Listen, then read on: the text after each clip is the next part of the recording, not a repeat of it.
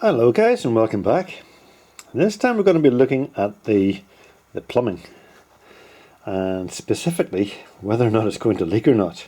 A couple of nights ago I was lying in bed and it suddenly occurred to me that I had all the plumbing in place. I had it plumbed for the radiator but not actually connected at the time, and it occurred to me, I wonder is it going to leak? And it also occurred to me that if I waited until after I had all the batteries installed before I checked for leaks, that may not be the most sensible thing. So with that in mind, I set about getting the radiator connected. There's a hose at the bottom down here somewhere, and then this top hose. So I got the radiator connected and started pouring water into the coolant bottle. Now I didn't put coolant in because I suspected there would be a lot of spilling and messing about and faffing around, and I didn't really want the coolant being spilt all over the place if for the testing. But it also occurred to me that when I was installing this and installing the pipework, I used fairy liquid to help get some of the pipes onto the fittings. And it occurred to me there might be a bit of fairy liquid in the actual pipework itself, and that probably wouldn't be a good thing. It would cause foaming and would be a bit of an issue when it came to the pump, trying to pump the water around. So I knew I would need to flush the system, basically is what I'm saying. So what I've done is I found the wires for the coolant pump, which is this one here. And I've got it connected up to a 12 volt battery, which is just this little thing here, and my Uno, which provides the PWM signal to keep the coolant pump at a sensible speed. And I've also got, I just happen to have that still connected. It's just a little voltage buck converter which turns the 12 volts down to 10 volts, so the voltage regulator in the Uno doesn't have to work quite so hard. But that was also being used then for the contactors to make sure they weren't running at too high a voltage as well. But anyway, that's all by the by. Got the whole thing connected up, poured the water in there and turned it on, and of course I had a problem. I had no way of bleeding the system. The way I have this set up, the water was going down into here and was going this direction directly into the inverter, and then going down to go into the IRD, which is over there. But because the water was going two directions at the same time, there's obviously going to be air in between. So it occurred to me I would need to do something to try and get that air out. So I found this little fitting, which it's not perfect, it's not perfectly installed rather, so it's the right fitting. I think it had previously been on the top of those two pipes over there. They were originally the original coolant pipes. I'm hoping I won't need it for that. If I do, I'll take one off the other car. But anyway, it has a screw thread on the top, so I was able to get the air out. And now when I put this on, there's still some air in it, but not too much. I'm just... There we go. And if you listen carefully, over there the pump is starting to speed up. And yes, there is still some air in the system. And we're still getting the odd wee gurgle. But any car will burp out its air over time. That's perfectly normal. I'm not too concerned about that. But the main thing is it's working. It's pumping the coolant around the entire system, and if I was to open this up, I get a little bit of air and then just water.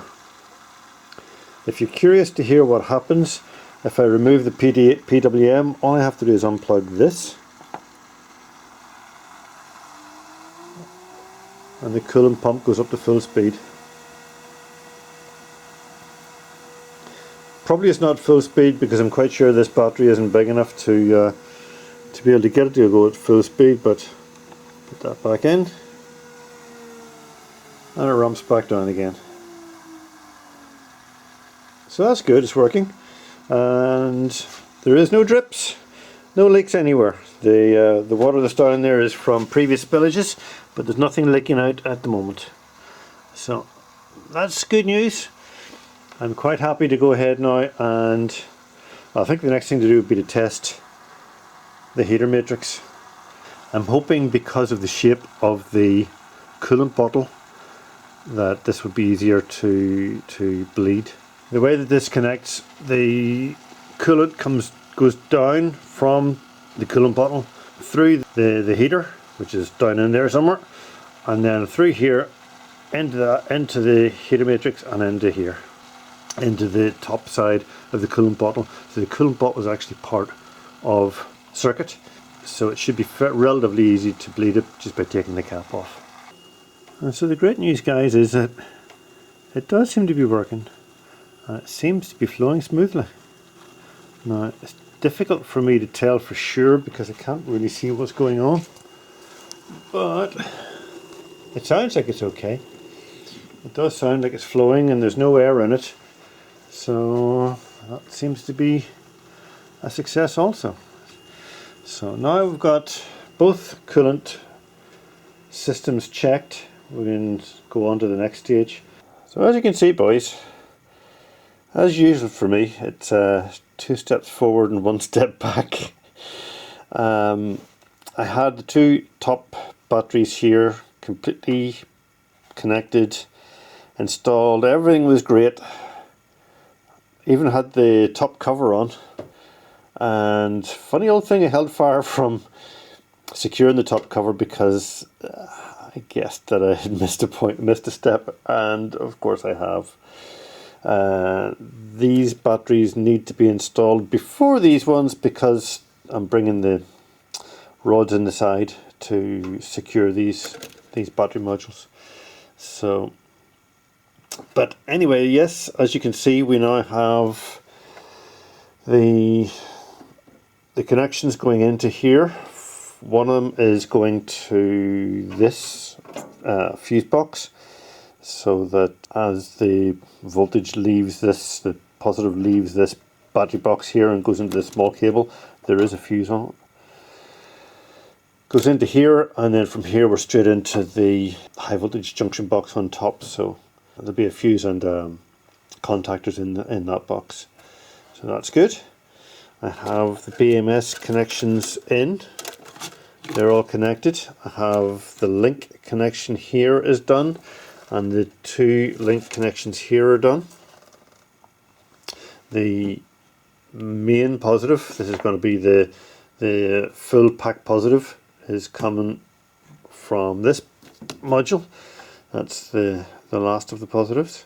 So just going ahead with getting these battery modules installed. But of course I ran into a problem. I don't know how I managed to achieve this last time, but I was trying to put this in here, and it's filing on this, so that ain't gonna work. So what I've decided to do instead is I'll just cut this in half, feed one through all the way through to the back, and then put a joiner, a threaded joiner on the end or in the middle, and just screw them together that way, and that should do the same job. Still haven't figured out where I'm going to put the batteries for the power steering pump.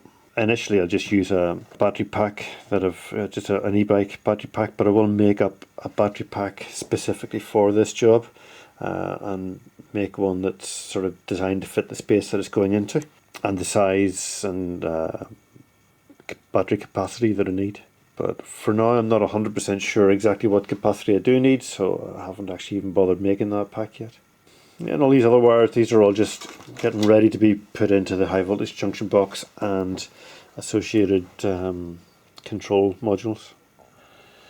And as you can see, we're starting to get a little bit closer to having these secured.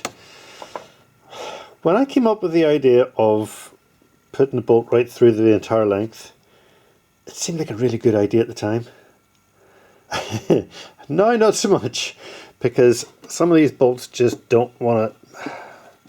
This one has to go back down this direction, and this one needs to go forwards up to here, and then the whole thing has to go the full length. But I think this has been, I don't know whether it's winding it through the wall of the box or not, but in some places the turns have been slightly damaged, and with the result, yeah, this bolt is not moving easily.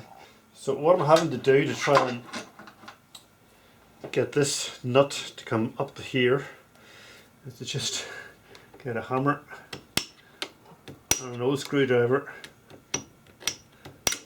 and try and tap it round. That one there is moving no problem, but this one's tight, and it's just the threads that are the problem.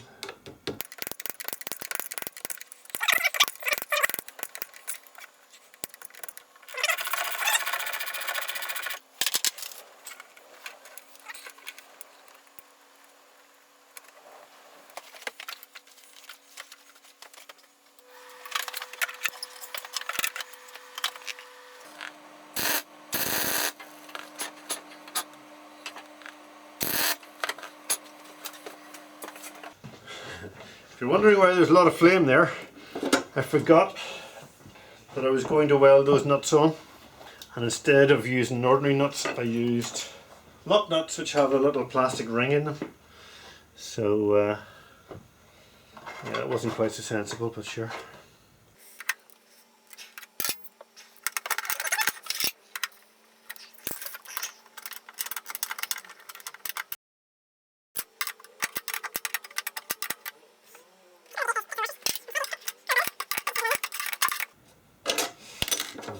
Take you down and show you what the problem is. The problem I have is that this end there's a pipe there, so even though it's fairly well covered in different bits of stuff, I don't want a sharp piece of rod going into that pipe, and I have a slight gap just there. So obviously I can't put a washer in there. I don't want to bring that any further that direction. So what I'm thinking of doing is getting a washer, cutting a slot out of it. Say one of these washers, which is nice and thick. Just cut a slot out and then just sit down over it.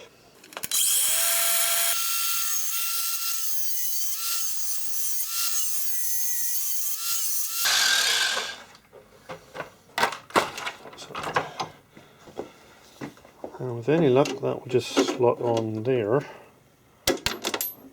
If I don't drop it, that is.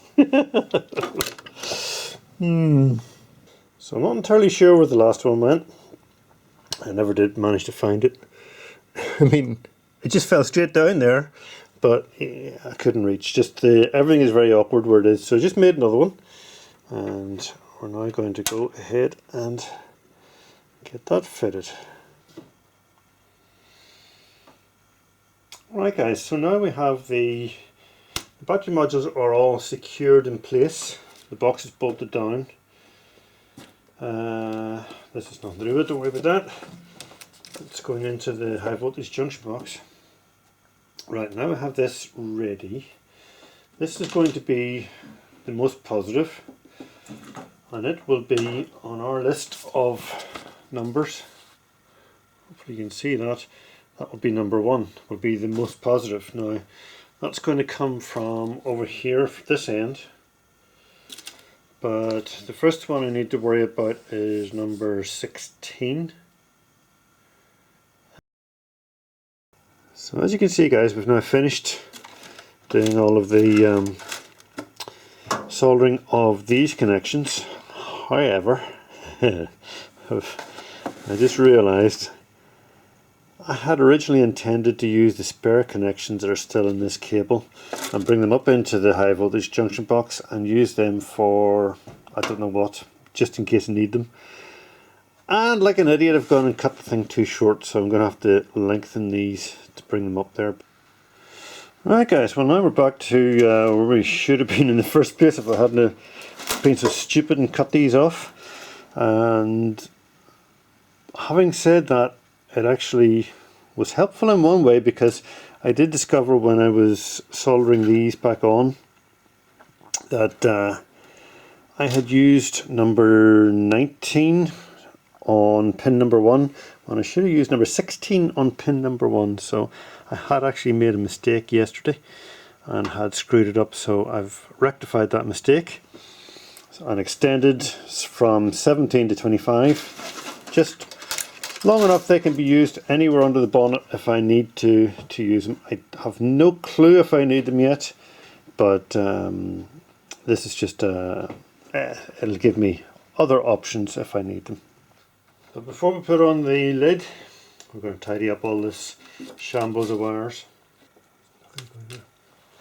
Right, I think that'll do. Don't think it's going to go anywhere. I don't think I've allowed for anything else coming through apart from the power.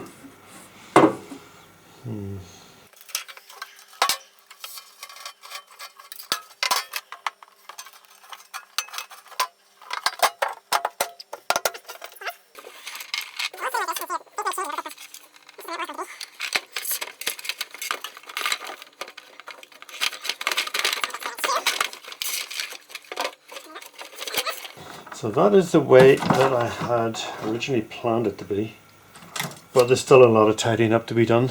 I have managed to push everything over this way a bit further on the high voltage stuff. So I want to try and get the high voltage stuff in a smaller area at this side of the box, and then this whole side of the box will be available for putting electronic components into. I was going to put 2 plastic boxes here. I may still do that, but there's now a lot more room in here for extra stuff. So guys, I just knew things had been going far too smoothly this last while.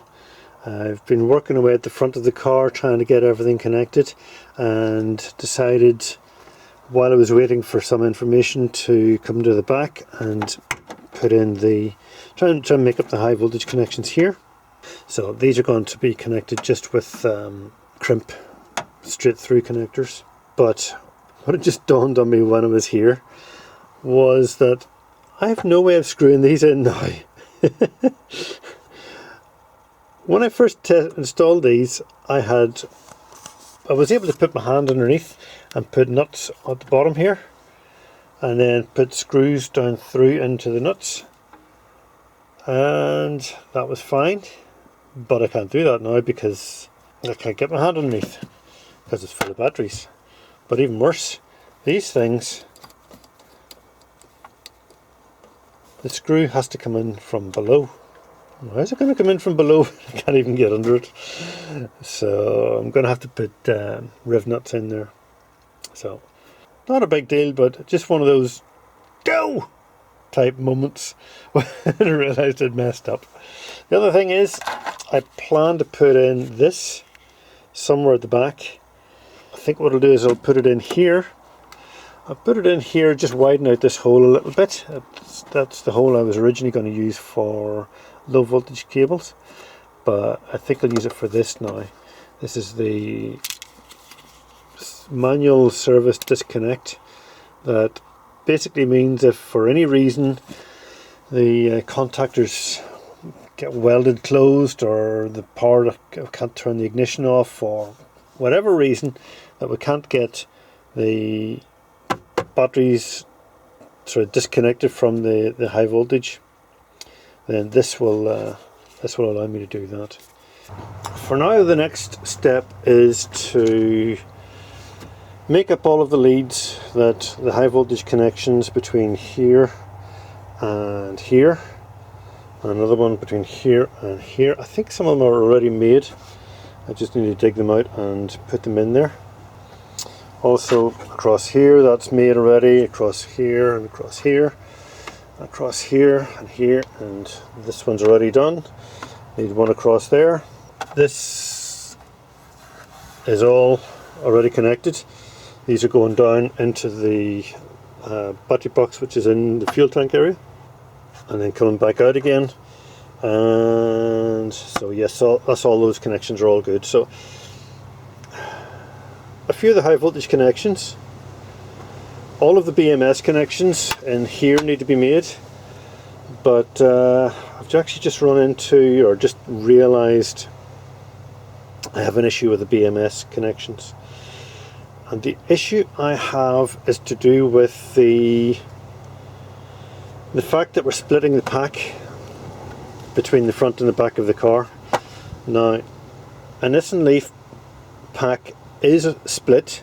It's split by a manual service disconnect, but it's split here at between 48 and 49, I think it is, or 48 and 47, but it's somewhere around about here is where the Nissan Leaf pack would be split. And the BMS, the Nissan Leaf BMS, is designed in such a way that it can handle the pack being split at that point. However, I'm not splitting it there, I'm splitting it here. And the BMS is not designed for the pack to be split at this point. So that's going to be an issue. Potentially, if I go ahead and install the BMS permanently, at some stage it could go bang. So what I'm thinking of doing is, if I have all the BMS connections over here ready to plug in, I can just leave the BMS disconnected 99% of the time, and then if I decide I need to check the balance of the pack, I can turn everything on, make sure the pack is live, and then plug it in. To do it at any other time risks blowing up the BMS. It's to do with the fact that when the contactors are open, the pack is broken too, but the BMS would still have the voltage going, the full pack voltage going right across it. In that situation, should anything happen at the front of the car, say for the sake of argument, the high voltage heater decides it wants to take a wee bit of power out of the pack, it'll end up going through the BMS, and that'll kill the BMS. So that's what I'm concerned about. I'm just going to have to live with the fact that we don't have a working BMS all of the time. So guys, as you can see, we're pretty much buttoned up now as far as I intend to go for the moment anyway. I do need to put in the BMS connections in all of these modules, but that's a job for another day. I just want to get moving on and get this car on the road, and to that end I have completed all of the high voltage connections in the boot. So when I say in the boot, that means this box you can see, the one underneath and the one in the fuel tank area. All of those connections are all complete, and as you can see, we're getting 206 volts or thereabouts across this.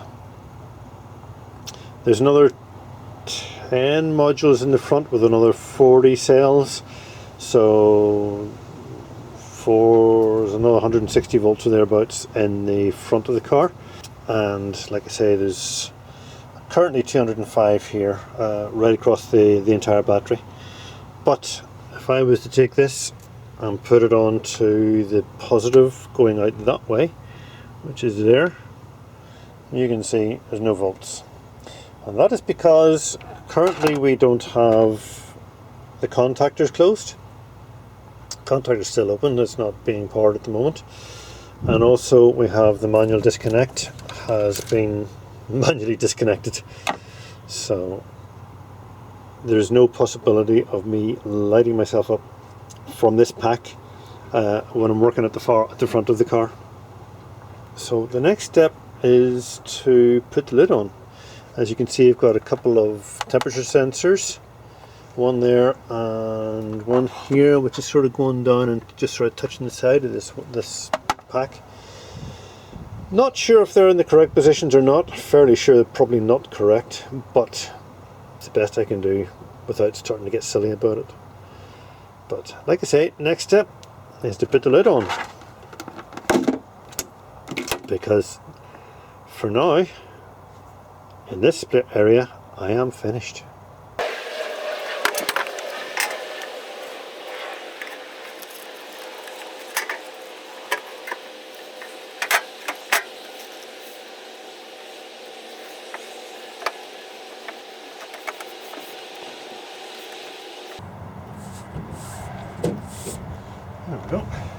rear pack finished. So obviously, I'll just take you off here. I still need to make up the connections to these. And what these are, we have two of them are anti-tamper connections. That's an anti-tamper connection from this, and the small one is an anti-tamper connection from this. And then these are the 12 volt connections for the contactors. As you can see, I have double layers of insulation on these, and the insulation is incredibly high quality. Really pleased with it. It is thick and has glue on it as well, so that whenever you heat shrink it, there is no way that's coming off. So that's good. We are finished at the back for now anyway. So guys, as usual for me, I forgot to put a closing bit to the video, so this is me from the future coming and sort of adding this. And as you can see, things have got serious under the bonnet. I had to take the top off the inverter, and I'll explain all of that in a future episode, so keep watching. Also, please click on the like and subscribe buttons, and take a look at the video description below. There should be lots of links there that you can click on that will take you through to Amazon, eBay, AliExpress, wherever. And if you go into those places and make a purchase, I get a very small commission. So it all helps towards paying for the videos. And anyway, thanks very much for watching, and see you next time. Bye for now.